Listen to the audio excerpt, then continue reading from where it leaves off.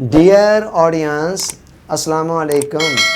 Sam Levinson का एक call है, don't watch the clock, do what it does, keep going.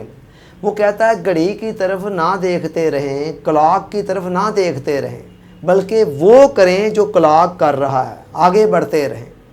इंसान की ज़िंदगी क्या है? वक़्त का दूसरा नाम है।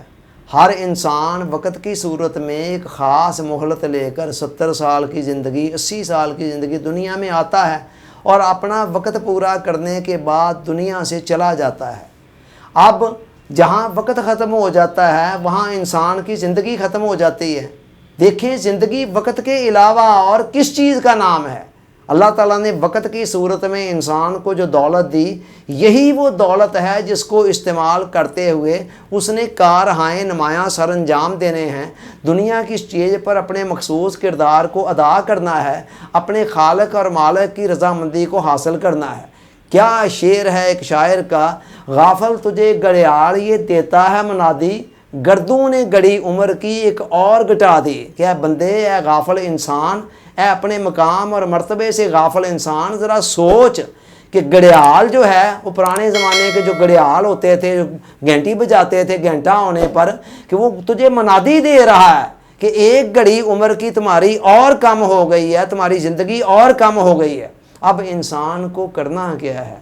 उसे करना ये है कि ज़िंदगी की कदर कीमत को समझे। और ज़िंदगी की कदर कीमत को उस वक़्त तक आप कैसे समझ सकते हैं जब तक आपको वक़्त की कदर कीमत समझ ना आए। वक़्त ज़िंदगी का दूसरा नाम है और ज़िंदगी वक़्त का दूसरा नाम है। वक़्त इतनी दौलत है कि दुनिया के जितने भी दानिशवर हैं वो दुनिया की सबसे कीमती दौलत वक़्त को मानते हैं। लेकिन जो आम लोग हैं वो समझते हैं कि नहीं, वक़्त तो शायद कुछ नहीं है, पैसों को बड़ा संभाल कर रखेंगे, लेकिन वक़्त थोक के हिसाब से ज़ाया हो रहा है और इंसान को परवाह तक नहीं होती है। तो अब इंसान को करना क्या है? वक़्त की कदर व कीमत को समझना है और एक एक लम्हे को किसी मुफीद कारआमद काम के अंदर इस्तेमाल करना है। ना ये कि हमारा वक़्त ज़ाया चला जाए, बेकार बातों के अंदर ज़ाया हो जाए, या फजूल बैठ कर हम ज़ाया करते चले जाएँ, या फजूल कामों के अंदर ज़ाया करते चले जाएं। तो वक़्त को ज़ाया करना दूसरे लफ्ज़ों के अंदर ज़िंदगी को ज़ाया करना है। और ज़िंदगी को ज़ाया करने के जो खमियाज़े बाद में भुगतने पड़ते हैं मरने के बाद, वो इतने ज़्यादा पछतावे होते हैं कि वो पछतावे पर हमेशा हमेशा इंसान के साथ चलते हैं। इस कॉल के अंदर यही बात कही गई है।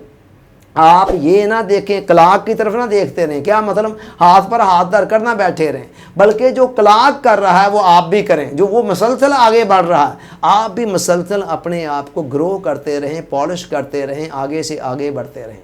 Thanks for watching.